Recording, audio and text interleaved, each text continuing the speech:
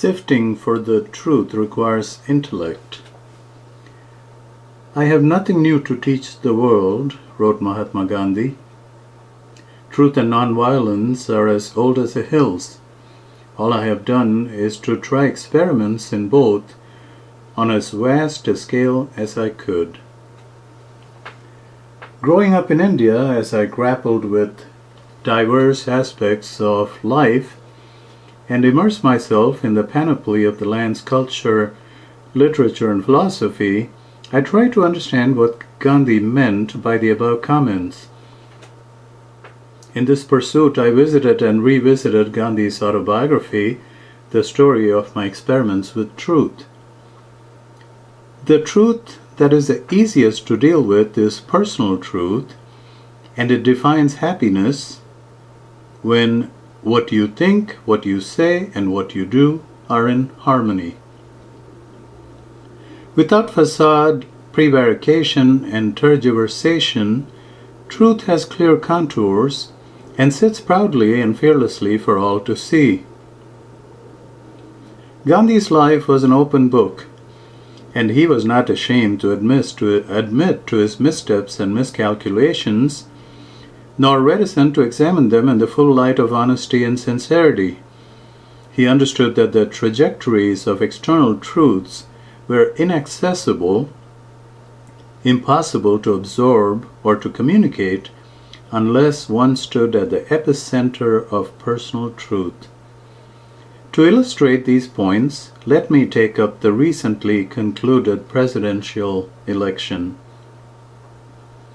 I think we all can agree that neither President Obama nor Governor Romney spoke with full clarity on national issues, and that their actions in the past frequently contradicted present positions.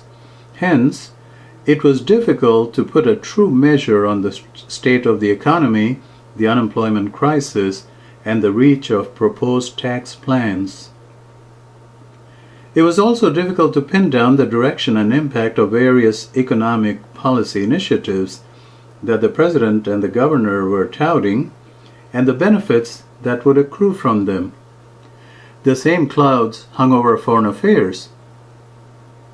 The sequence of events that led to the death of Ambassador Stevens and 3 other Americans was written and spoken in slippery text. The narratives and timelines changed with such quirkiness that truth seemed multi-layered rather than straightforward. Policies toward China, Russia, Iran, and the European Union seemed equally to hang in shifting propitious winds. In this landscape of spin and apocrypha, it came as no surprise to me that the poles moved capriciously in response to daily news. Benghazi moved the pole needle in one direction, and then Superstorm Sandy moved it in the opposite direction, exposing the shallowness of political discourse in America. If there was any doubt about the tenuous and fragile nature of vox populi, talk show host Chris Matthews put it to rest with this comment: "I'm so glad we had that storm. It brought in possibilities for good politics." Personal truth is easier to deal with because it is centered on the self, but it is far more difficult to get a grip on practical truths which involve external events.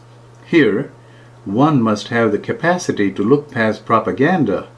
This demands critical thinking skills that rest on a solid education. I have lived in this country for nearly 4 decades, and to date, I have not witnessed a single politician run for any post on a platform of truth. It is easy to see why education is in the doldrums, and why all efforts at reform carry more rhetoric and theater than substance.